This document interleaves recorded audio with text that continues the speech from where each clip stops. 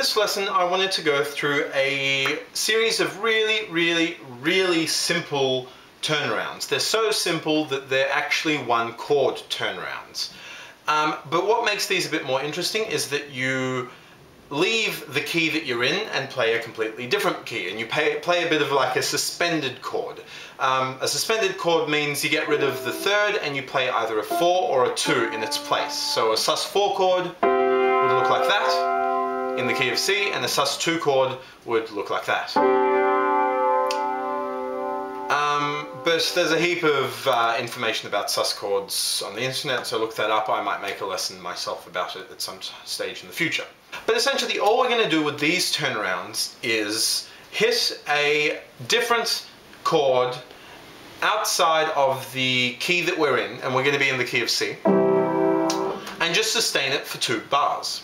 Now the chords we're going to be playing are major 7 add sharp 11 chords. So that means you've got your major 7 and you add, that's the 9th, that's the 11th, and then you sharpen the 11th. And because it's an add sharp 11, you don't play the 9th. Cool, so let's begin. The first one we're going to use is the D flat major 7 sharp 11. That looks like that. So we're going to go, the last 4 bars of the 12 bar blues goes...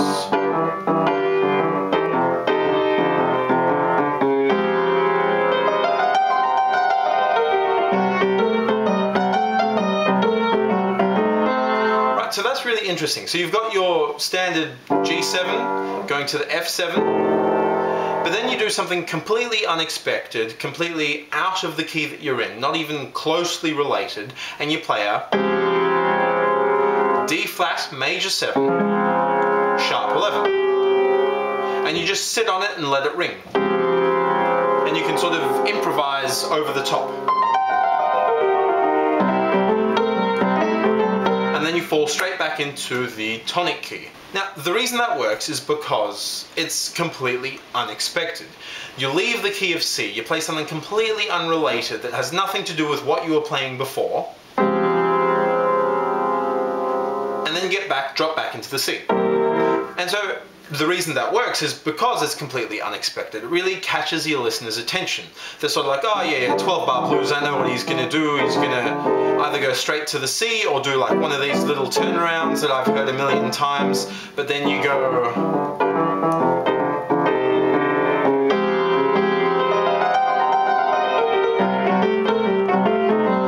and they sort of go, whoa, what the hell was that? That sounded terrible, but also at the same time interesting. Those two things often coincide, I find. So, well, I'm just going to tell you a whole bunch of other chords that you can use to a similar effect. Another good one you can use is A sharp major 7 sharp 11. So again, that'll go...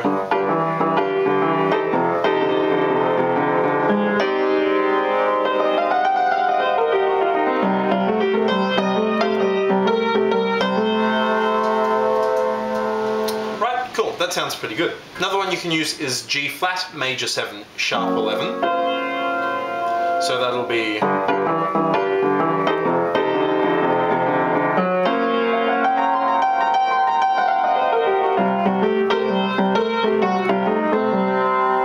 cool. Also nice and dissonant, nice and suspended. Listener doesn't really know what's going on, then bam, straight back into it. Another good one is E flat major 7 sharp 11. And that sharp 11 is really what gives it that kind of suspended, dissonant off sound that really lets it ring out and really catches your listener's attention. So, so again, that'll be...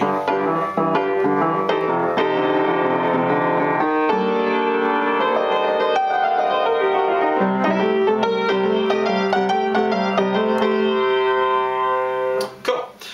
And then the last one is just a B flat major 7 sharp 11. You get the general pattern now. So again, that's 1, 2, 3, 4. It's the tritone up is the sharp 11.